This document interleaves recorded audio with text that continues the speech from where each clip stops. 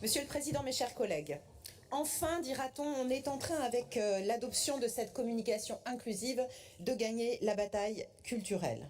Et plus personne, excepté quelques rétrogrades nostalgiques du patriarcat, ne peut prétendre aujourd'hui que les combats féministes sont illégitimes. On peut se réjouir des évolutions, mais peut-on pour autant s'en satisfaire? Non. Les violences explosent dans la sphère privée.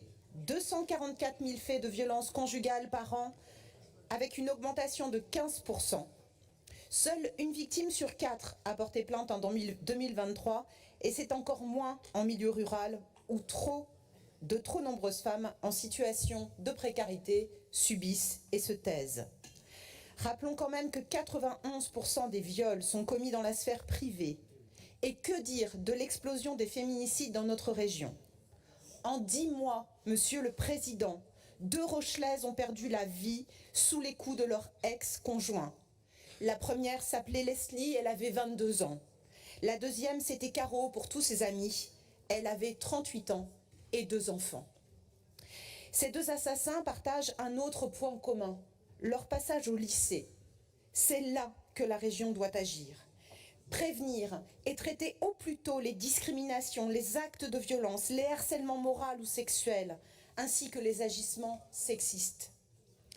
Dispenser massivement l'éducation à la vie sexuelle, reproductive et affective, quasiment absente des radars malgré les obligations. Pour rappel, vous avez adopté une motion pour la distribution de serviettes périodiques dans les lycées de la région. Cette décision s'accompagner du développement de formations à l'éducation menstruelle. Où en est-on? Ces formations ont largement prouvé leur efficacité pour lutter contre les préjugés sexistes et installer le respect des différences.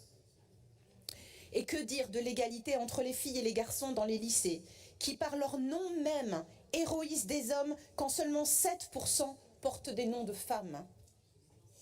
Hélas, les inégalités professionnelles, elles aussi, coulent des jours heureux dans notre région.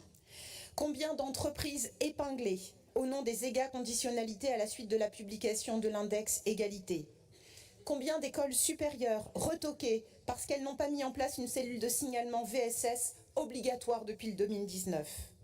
Combien de programmes de recherche la région a-t-elle financé dans le champ largement déficitaire en France de la santé des femmes?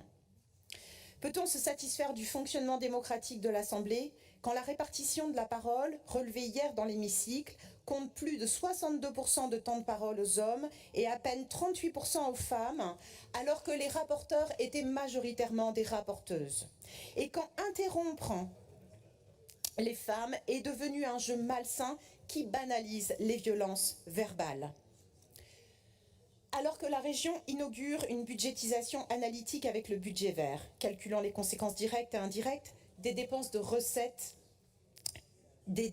et des recettes publiques.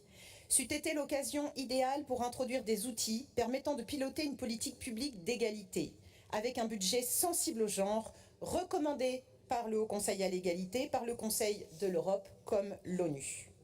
Qu'attendons-nous? Je souhaitais terminer en adressant un grand merci à Catherine Ladune de porter ce dossier du continuum des violences d'une main de maître, ou plutôt d'une main de maîtresse. Merci à vous.